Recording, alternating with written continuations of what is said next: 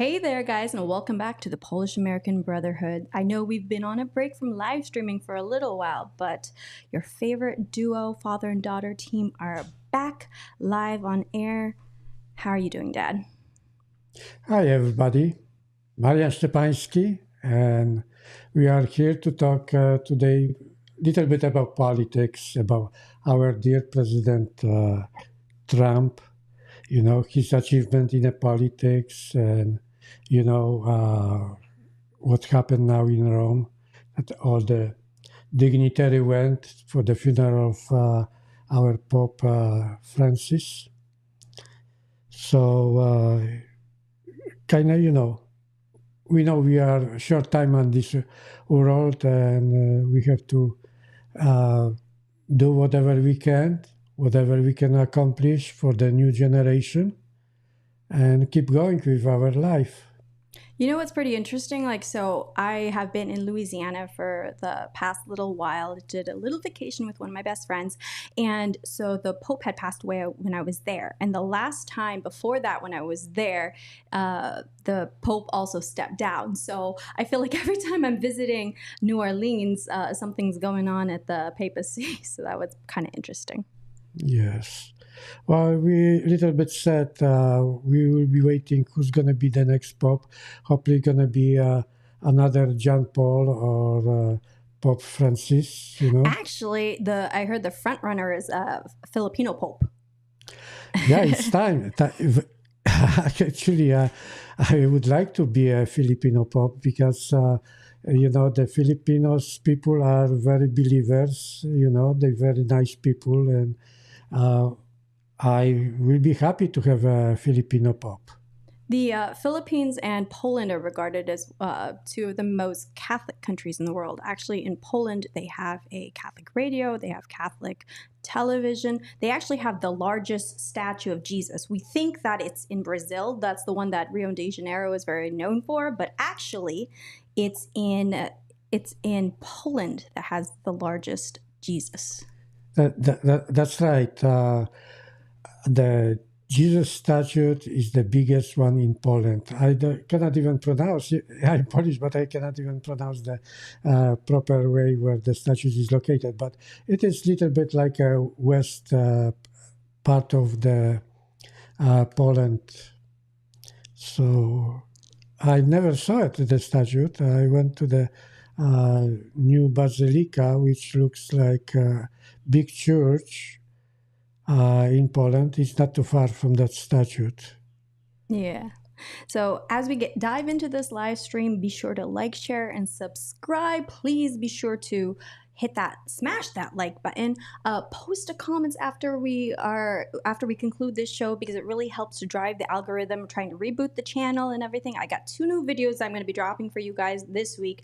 Dad and I had a very busy weekend. We went to the 100-year anniversary of our hometown of Oviedo, and it was quite patriotic, so that was quite nice. They ended with "Proud to be an American," and you can't help but wonder if Trump hadn't won, then would they have even been playing that song? And the second thing we hit up was a local festival out in Mount Dora. It was the Blueberry Festival, and that was very, very nice. Yeah, we tasted a little bit of fresh blueberries, and the people was very nice.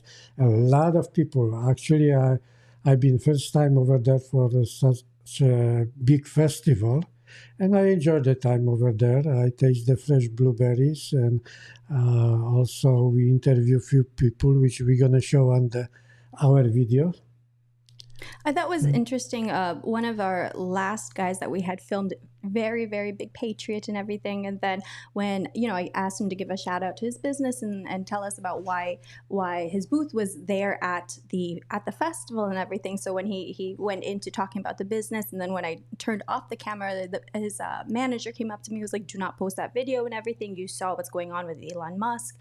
So it's a little unfortunate that, patriots still have to be in like the hiding. I feel like things have changed now with, the majority of America voting for the president, but those leftists definitely come out to be protesting against pro-President Trump businesses. So that was like a little sad, but I gave him my word that, of course, we're going to be supportive of his business and abide by any wishes that he has. So like he said, it was fine to post like his employee being patriotic because they were all decked out in patriotic American flag clothing while they were out there promoting their business. And that was a little sad for me, but I get it. What are your guys' thoughts? So drop a comment in the chats. Shout out to our regulars. Devon, thanks for joining us.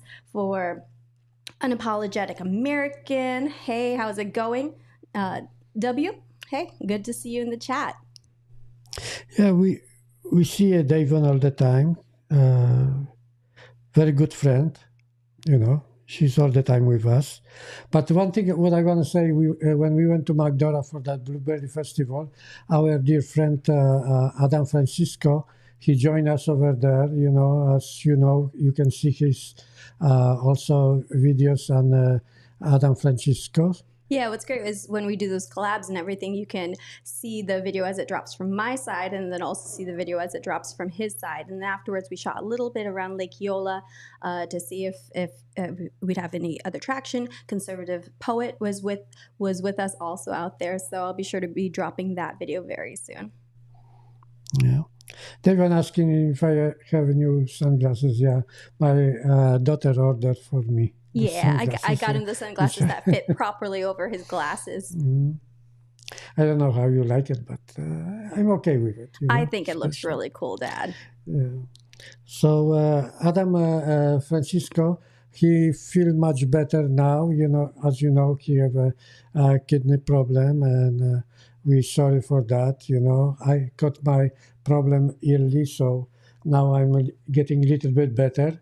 My health improving. I going to gym every day and eating more healthy food. And eventually, we're gonna start making videos already about the videos which about the health, about good health and everything. So part of Make America Healthy Again, supporting Robert F. Kennedy's initiative with Make America Healthy Again, and we can see that like even in the past couple days, they've banned several of the food dyes, which are already banned in Europe. And I know like my friend who was visiting from Europe, it was the first time he ever tried a maraschino cherry, and I think it has like red 40 in it. That's why like it's banned in Europe, and so he'd never tried a maraschino cherry. But you got to question what's in our foods.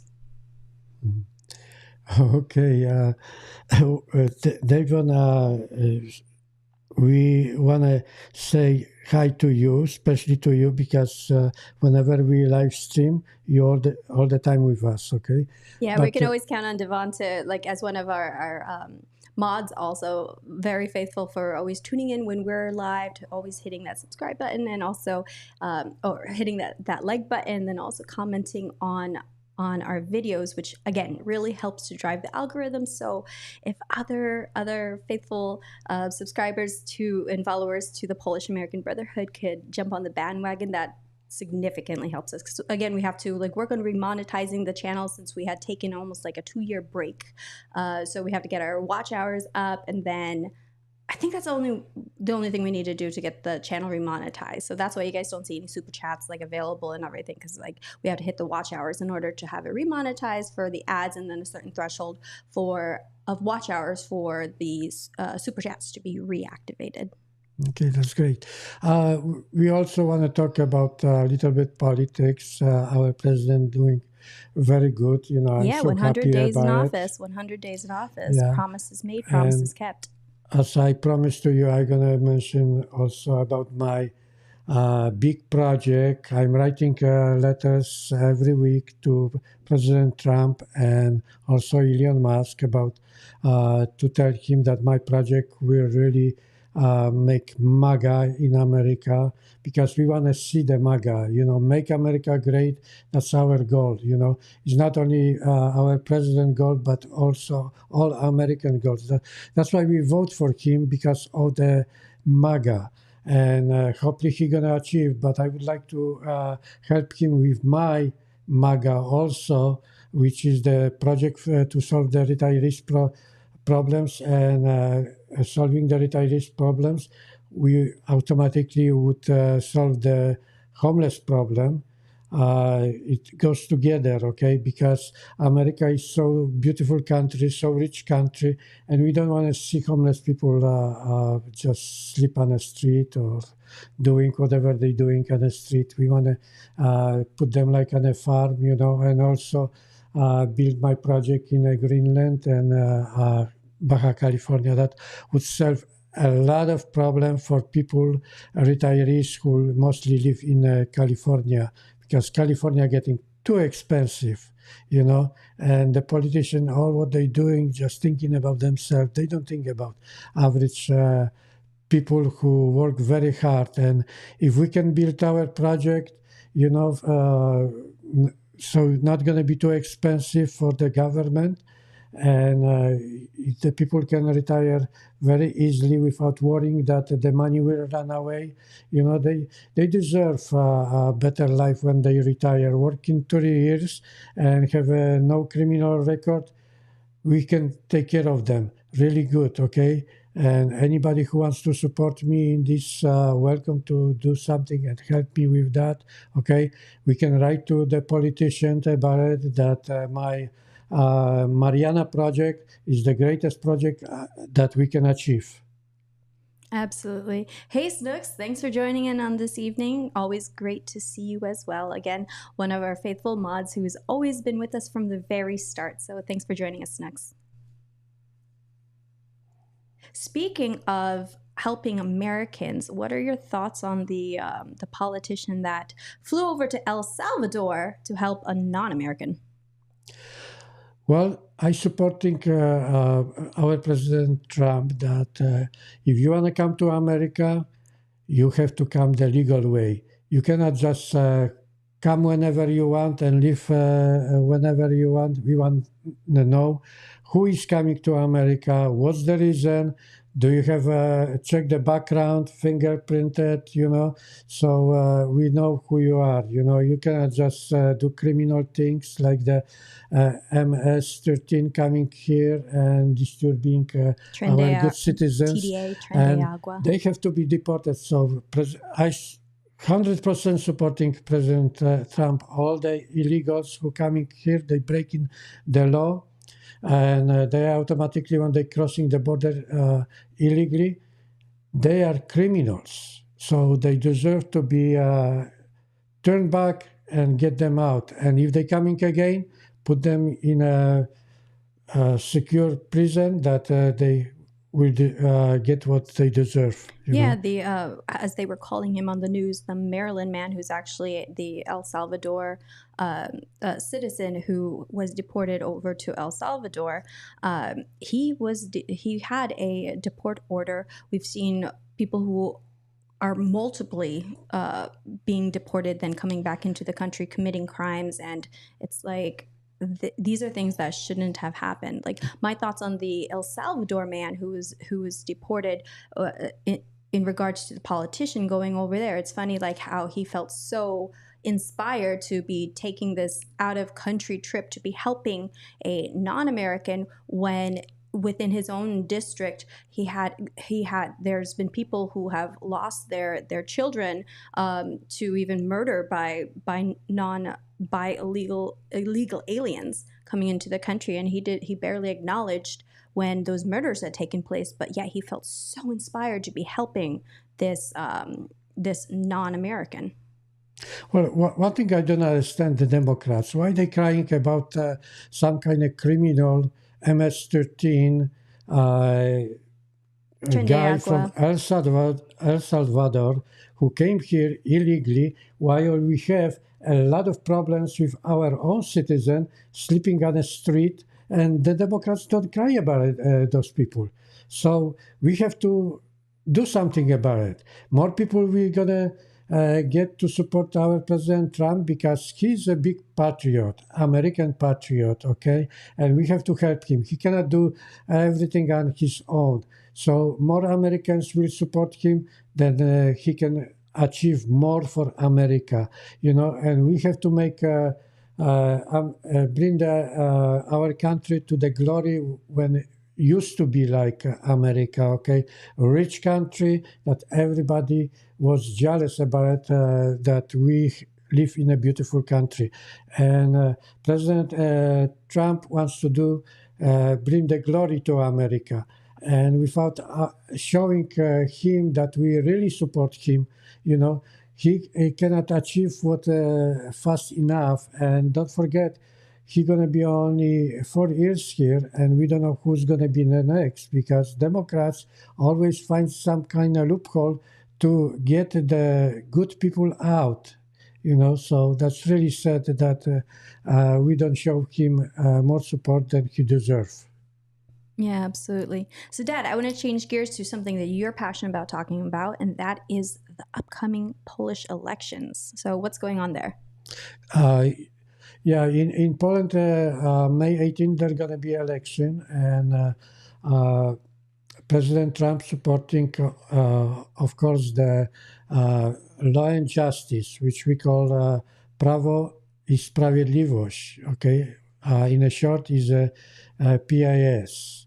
And if we get the president from the law and justice, that's we're gonna be more connected to United States. And the things what's happening in Europe, it's not really good. Okay, the Brussels wants to make the one country in Europe, and all the countries supposed to lose their sovereignty.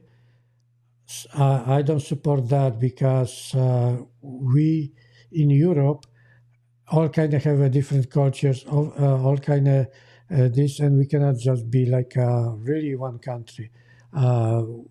Originally, we support that we're going to be like one country with sovereignty of each countries, okay? And that's why there is a problem now. And President Trump support that 3 Cs, which is countries from the Middle States. Europe, which people don't understand what mean 3 Cs. Is a Baltic Sea, Black Sea, and Adriatic Sea. So all the Balkans country and Croatia already joined the 3 Cs, Hungary, Slovakia, Czech. We have even Austria, which speak Germans, okay? They are still in 3 Cs. And President Trump promised to help to create the 3 Cs, And what we want also to help President Trump to achieve the peace in Europe, because what Russia is doing is not right, okay? The Ukrainian country is supposed to be free and sovereign country. Not everybody have to dictate that.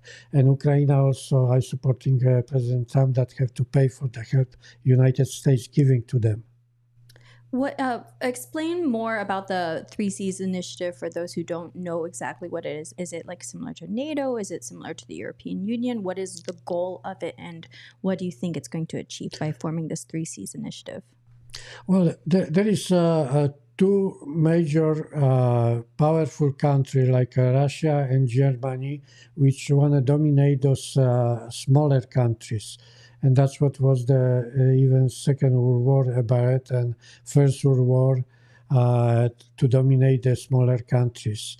So there was a Polish marshal, his name was Piłsudski, who found the 3 Cs, that if we joined all the countries, the small countries in the Middle Europe together, then we're not going to be probably so mugged by the either Russia or Germany. Yeah, because there's been a long history of invasions into that territory as well, right?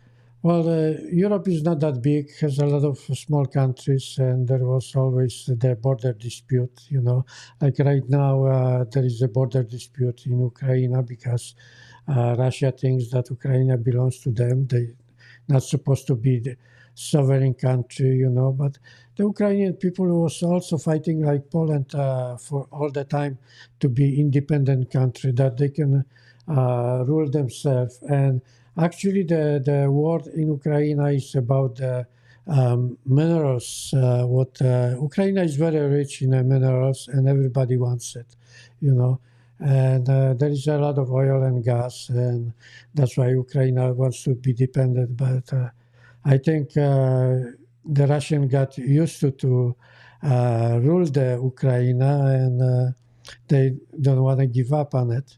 So, but eventually, I believe that Ukraine get free of Russia, and they also going to join the three Seas.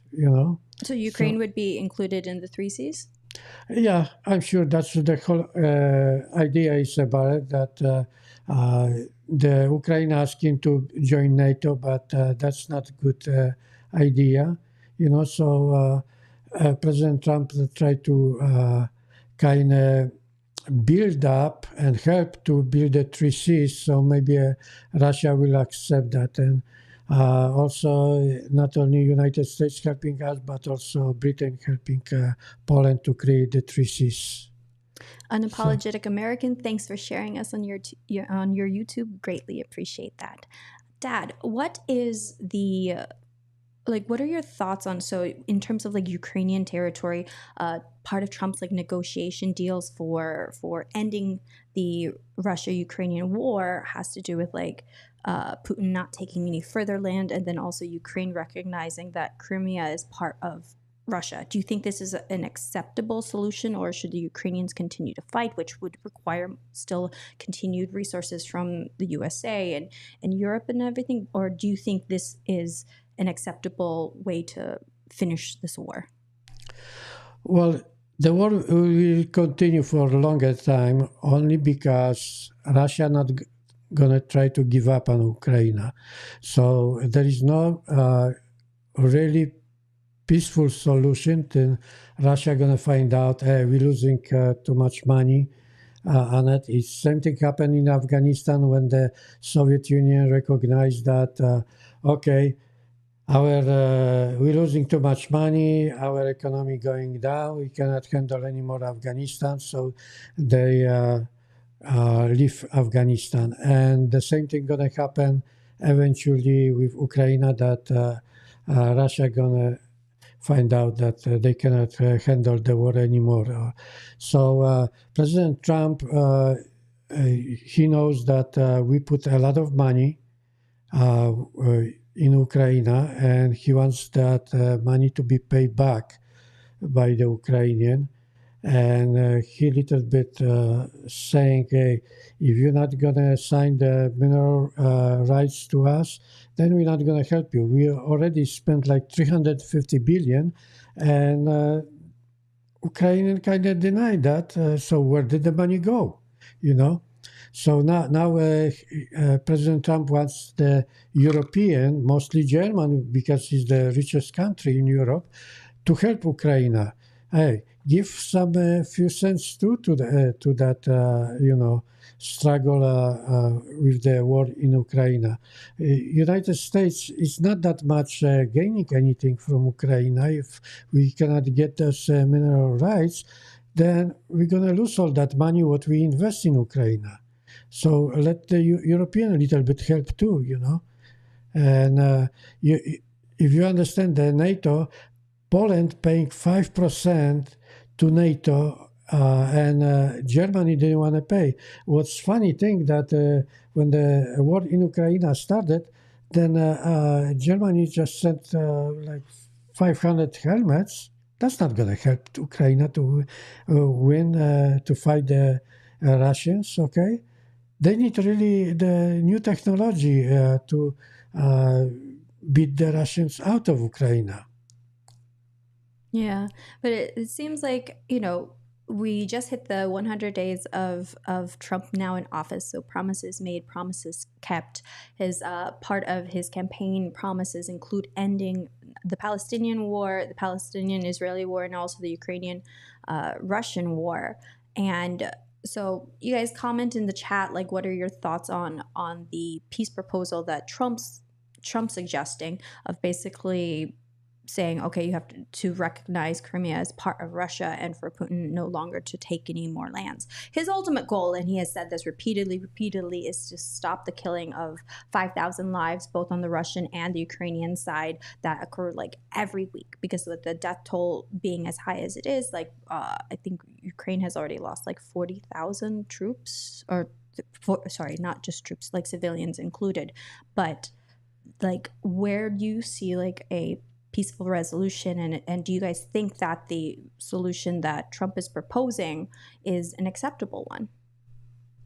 Well, of course, Putin is a KGB guy trained to always win, and he's not gonna give up so easily on Ukraine.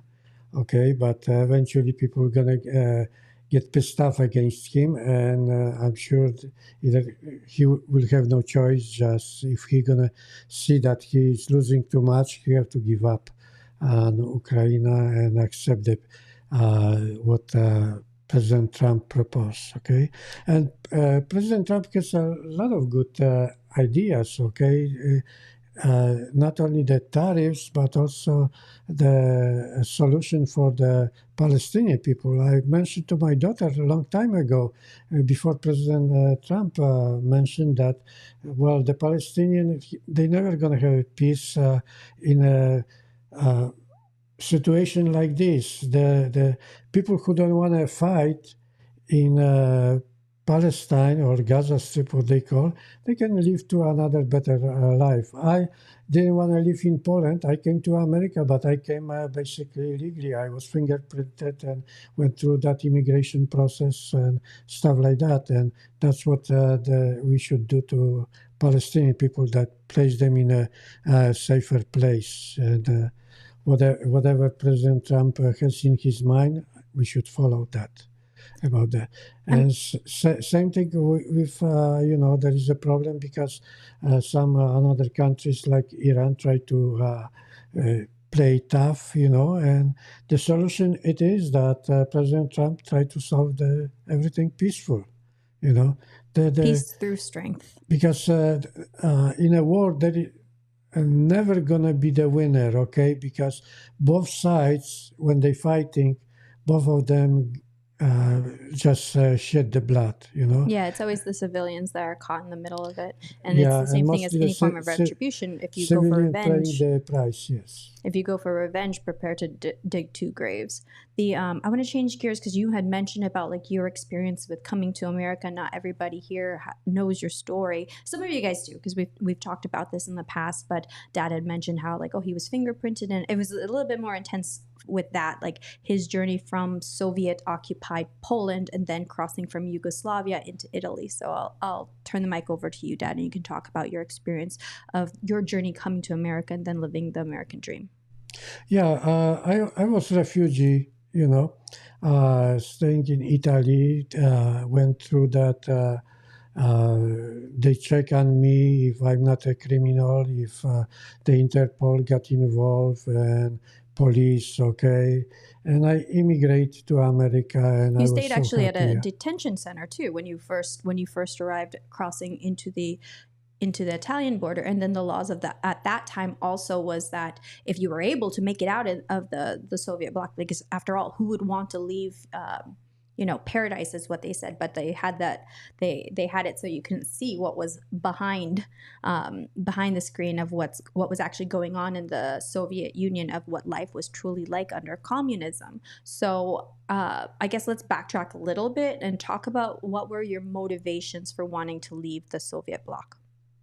Well, one thing, I was growing up in a poor life in Poland, and I see that I didn't have a chance to see the world, what really is the other side, and my mind was always thinking whenever I look on a map, there is America. I want to get there. I don't know what exactly was in my head, but I knew I want to go over there, And we couldn't get a passport. We wasn't free to leave Poland, and it was very hard to, But the chance for me was that we still could go to Yugoslavia. And Yugoslavia was like between. Was part of the Soviet bloc as well, right? No, not really. It was communist, but actually they had a President Tito, which was actually keep Yugoslavia like between the West and East, And actually, I crossed the border because I knew there is some I can get help, But I went to the police, and they put me in a refugee camp, like I said. I've been checked, if I'm not some kind of criminal or What was your anything like that. experience like inside of that refugee camp? It was you first were in a detention center, or was that the same thing as the refugee camp? Or like No, once you first detained and like they background checked you, they fingerprinted you, you were investigated by the was it CIA and Interpol, and talk through that experience. well, basically, when I went to the police have been very helpful, and they placed me right away in a hotel in Rome, and they told me because it was Sunday, so they says next day come to they call Questura. Okay, so come to Questura 9 o'clock, and I went over there and show my ID, and they check everything, investigate who I am, and then they send me to Trieste. I don't know if anybody know where is Trieste, but it's on the border of Yugoslavia and Italy, and they put me in a refugee camp. We've been actually they helped me. They gave me even some money, okay, and they gave us food, and we've been okay to leave from 8 o'clock in the morning and come back before 11 at night.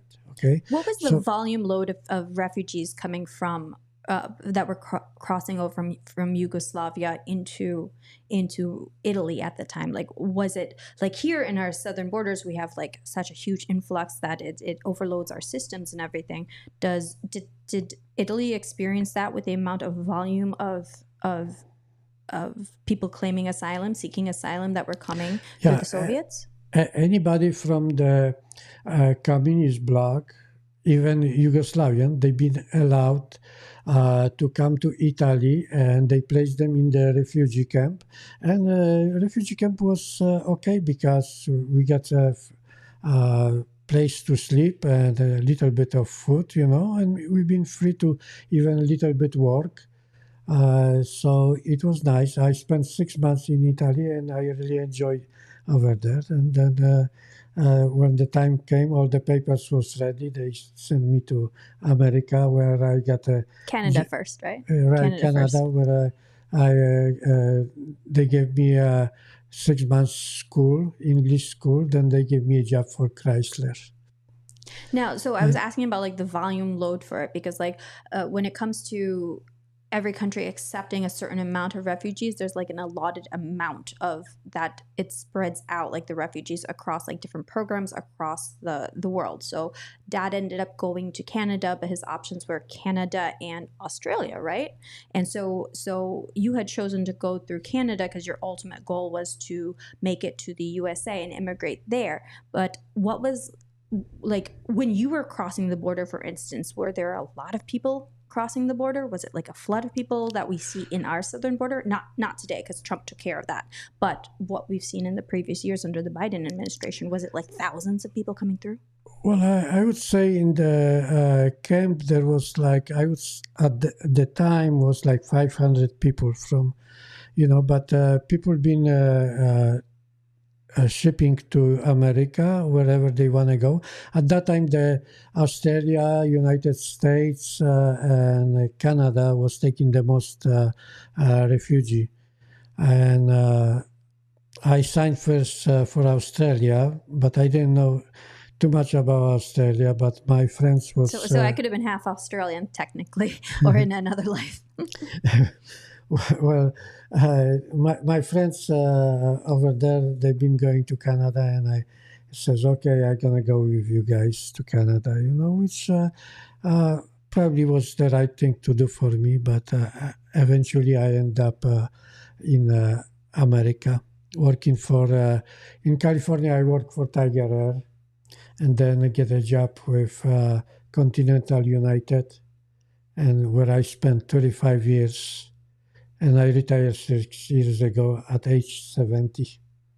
The part of the reason why you want to help the homeless is because you went through your own experience of being homeless, and so our family is an example of living the American dream, where one generation could come from poverty, then the next generation live a very comfortable life, which is the American dream, like, and something that's unique to a capitalist society as opposed to like a communist society, which once you're born into a station in life, there's no upward mobility despite how hard you work. Can you talk about like what what motivated you to now be so passionate about helping the homeless? Well, when I came to Italy, of course, in Poland, I couldn't make that much money. So when I came to Italy, actually, I didn't have any money and I didn't know what to do with myself. I didn't know the procedures. So, like for 10 days, I just was, says even the police gonna turn me back to Poland. At least I can see what Italy looks like, and I was just actually barefoot walking all the countries across. Like I went to Venice and Rome and Napoli. You actually overshot the refugee camp, right? Because when you were trying to like turn yourself into the authorities to claim asylum, you didn't know exactly where it was I didn't located, know that right? is a refugee camp. No, then uh, actually one I don't know if he was policeman or security guy on a train station. He explained to me, and then I find out that there is something that they can help me, and that's what I uh, used his information. And but when I went to Rome, not Rome, first Napoli to Questura, I didn't speak English, I didn't speak Italian, so they says you have to go to Rome.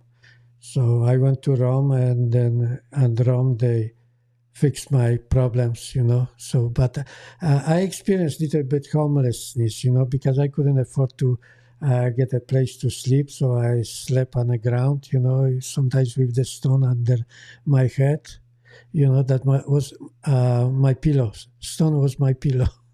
I think the first time that I had realized about this part of your past life was actually when I went on a trip with Dad and my mom to Italy, and when we were in Rome, and Dad knew his way around. I'm like, how do you know how to get around Italy? I thought this was all of our first trips, and so he's like, oh no, I was like here homeless, and so I learned the streets. I'm like, what?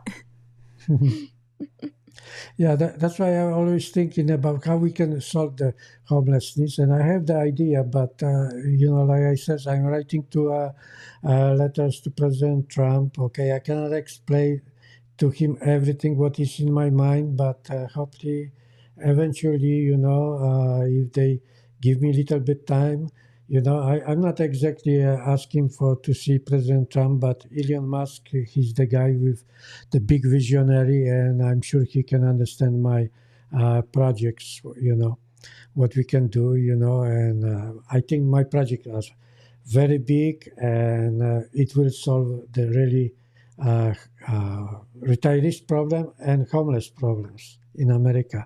And then we can say America is the great country when we're not going to see homeless people on the street, because you cannot see so many homeless in even poor country like in America. So I will be fighting for the homeless and retirees problems here in America, and eventually maybe somebody can hear me. Absolutely, Dad.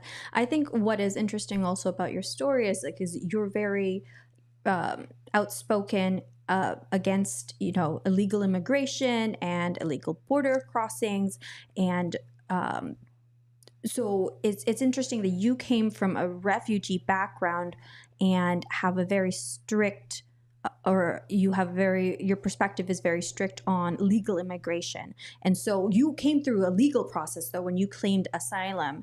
How do you reconcile like your present day perspective with your own experience from the past? Like, do you feel like it's that there are, if it's Well, cognitive dissonance, or what? Do you feel it reconciles? well, the idea what I have in my project would solve, I'm sure, the problems with the refugee who really wants to come to America. and they deserve to be legalized here. Okay, because basically what I'm against that if it's open border, a lot of criminals coming here. We don't know who they are, what they're doing in this country. We have a lot of drug problems, and just think they just shipping the drugs either through Canadian border or through Mexican border, and we like a lawless country. We cannot do anything about it. And then finally, we got a president who tried to do something, but I I don't understand still why the Democrats crying about it. We got one senator who went just to El Salvador to see that MS-13 criminal guy, TDA, the Tren de and Aragua, yeah. when they asked him who paid for it, he says the taxpayer pay. So you went like on somebody's, money to have vacation, Yeah, so how he And spent the plus this, you make a taxpayers' picture dollars on the with the margaritas. criminal guy, MS-13, drinking TDA, yeah. margarita. So what kind of senator you are? You have to be American, solving the American problems, Yeah. not solving the another problems in another country, especially with the criminals. Shame yourself, senator. Exactly. The reason I was questioning about like what was like the influx of people that were coming across from Soviet occupied countries and then and the Soviet bloc was because like another thing that we have to be like realistic and logical about is the amount that our system can like afford for people, because otherwise you're going to topple the boat. And so of course there are good people who have valid asylum claims, but that's not everybody. And the thing is, when everybody's flooding into the system, it causes like a whole horde of different problems, from human trafficking and human smuggling. Like a third of the people who are being smuggled across for women are become victims of sexual abuse. And it creates a money market for the cartels to be trafficking individuals across. And then I remember when I had crossed from Eagle Pass over to the Mexico side, and then I was with a caravan and I was interviewing them. And so one guy who was able to speak English, he was telling me like, yeah, you see some like women and children here, but like you see it's mostly men. And he goes, I can tell you more than half these guys are criminals, because he's been traveling with them through Mexico up to that point. And so when everyone was making a rush for the border, you're not able to effectively do, the job of border security, of vetting everybody. And so like basically everybody was just released in. And so part of Trump's like reinstating part of Trump's policy, of the Remain in Mexico policy, is you can apply for asylum, but from on the Mexico side. And also I think that people don't realize that just because you're getting into America, you have a valid asylum claim, because the concept of claiming asylum is the first safe country that you get through. So for a lot of these countries, it might be Mexico, but it's wherever they first like hit, that's a safe place. And we saw that people would be dumping their IDs and hiding their identification of where they're actually from, because they wouldn't have a valid asylum claim for the USA. They'd have a valid asylum claim possibly for Mexico or any of the further south countries and everything. But their goal is to come to America, of course, like for a better life, as everybody wants. But at the same time, our system can just not handle that amount. And so that's why every country has a certain amount of like a refugee quota that they're able to take based on their like prosperity or like size. And so when we're flooding into the system, that's when a lot of like loose ends come in. And that's why we have a lot of people who don't have valid asylum claims and who do have criminal histories, who like countries like Venezuela, who are just dumping out their criminals to be able to like leave their country and then and come over into the USA, and fast forward to the problems that we're having today. Well, America is a big country, and one thing, we can bring some more people, but we want to bring the good people without criminal record, who wants to come and really work and do something for our country, for the United States. So my idea it is, if we can create a farm on the Mexican border, okay, where the people come over there and wait till the uh, will be create process for them, and they prove they are good people, not just that they can just come and cross the border wherever they want, okay, and probably the some government people can come over there and check on them if they need them to America. The companies maybe they can hire them, so we can do the legal way of people who wants to come to America. Yes, absolutely. So, thank you, Mr. Bill. So, people from communist and real authoritarian countries know more about the need for borders and sovereignty. Exactly. What are your thoughts on that comment, Dad?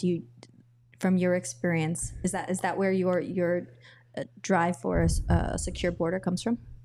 Well, one thing, you can take example right now that if the country is in a war and people perhaps feel in danger, like right now, Ukrainian people leaving the Ukraine to protect the children, the husband should fight for Ukraine, but the mother with the children, they should seek the safe haven, and that's what originally came like 6 million people to Poland, and Poland really helped them. Okay, now they diminish is probably less than 3 million in Poland, and Polish people still helping them, to make them feel comfortable. They helping the children, they putting them to school. The mothers offering the mothers jobs. If they cannot do a job, they have some help from the government. So this is the right idea. But if you come for a country where there is no war, and maybe you want to get to United States, you should come legally way, So you can go to NBC or showing what you are, what you want to do in United States. If you have some education, like uh, United States needs a lot of nurses, and that's why we're bringing a lot of nurses to America. It's a legal way. So we still need a lot of people here, but those people who really think that America is a great country for them, they should wait on another country, which we can help create like a farm for them. That in the meantime, where they will be processed, they can wait over there and prove themselves that they are good people.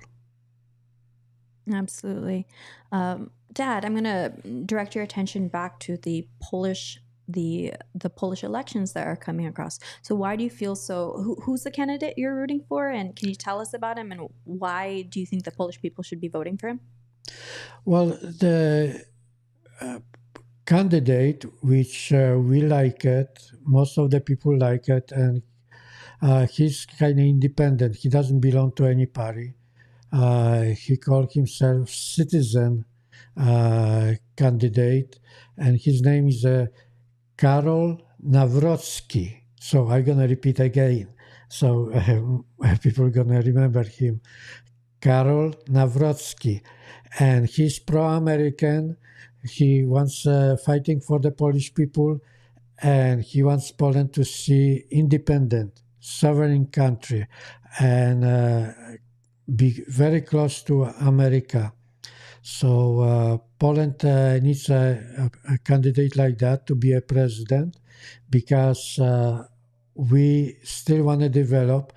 And the biggest problem, what it is right now in Poland, that the Law and Justice Party wants to build one of the biggest airports in Europe, and the party which is now in power, they don't want to do that. They want to also, the Law and Justice, build the nuclear power plant, which already they signed with Westinghouse, American company, and second nuclear power plant they signed with South Korea, of course. and everything is on a hold because we have the right better government. But one thing, the Polish president, he's a good president, but all the power it is in prime minister. Okay, Polish president have not that much to say, especially that the prime minister is backed by the German government, which want to, in a way, destroy Poland because they want to put Poland dependent on the German rules. And as you know, the German wants Americans out from Europe, and that's why President Trump really fighting to create the three Cs in Poland, and I hope he's gonna achieve that. What are the relations like between Poland and America? Would you say they're good, bad, could do better? What? Well, Poland is kind of mixed because there are some people who've been dominated by the Russians, and there's some people who are been dominated by Germans, and the third people are the Polish patriots. Okay, so we're still getting a little bit more those patriots in Poland. So those patriots love America. They want be with Americans, especially that we have like 20 million Polish people in America, and they supporting the Polish people, the patriots who want the sovereign country, and we have no choice. If we're gonna get under the German rules, Poland is in trouble. If we're gonna get under the Russian rules, Poland is in trouble. So only one choice, the best choice, it is to be with America. All right, so we're coming up to an hour, guys. So be sure to join us again on Thursday. So we'll be back to regularly live streaming for you guys at 8 p.m. on Tuesdays and Thursdays. Before we wrap up, Dad, any closing remarks? Okay, guys, I really love you that you are with us, and hopefully you're gonna spread my idea, to President Trump and Elon Musk, because really that will help Americans to be really a great, create MAGA and to make America great again. That really will help me. So at the next I'm gonna show you a little bit more about my letters to President Trump and Elon Musk, which I'm sending once a week to them, and no response to this time. Okay, so maybe you can guys help me to improve my letter. So I'm gonna show you what my letter looks like. Okay. Thank you very much for being with us.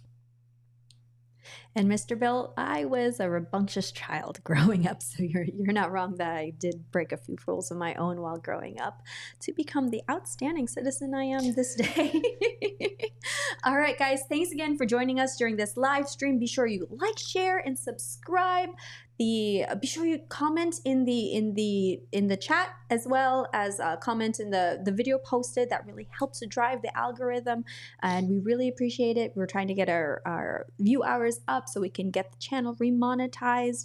We look forward to, after this, I'm going to be working on our videos from this weekend, so I'll be dropping the next couple of days the 100-year anniversary of Oviedo, Florida, and also the Mount Dora Blueberry Festival. And I think this upcoming weekend we're planning on hitting another festival that's out in Claremont, which is it's a home and garden festival. So it's been interesting to see like local businesses that deal with like local farms and local produce, and learning about connecting with our community by going out to these different festivals and supporting the local businesses, and just overall having a great time while supporting our dear President Trump. And again, I can say it enough. Like, share, and subscribe. Thank you again for joining in with us, and we will see you on Thursday, guys. And Tara was always a good child. I'm very proud of her. Thanks, Dad. All right. Good night, and I'll see you on Thursday.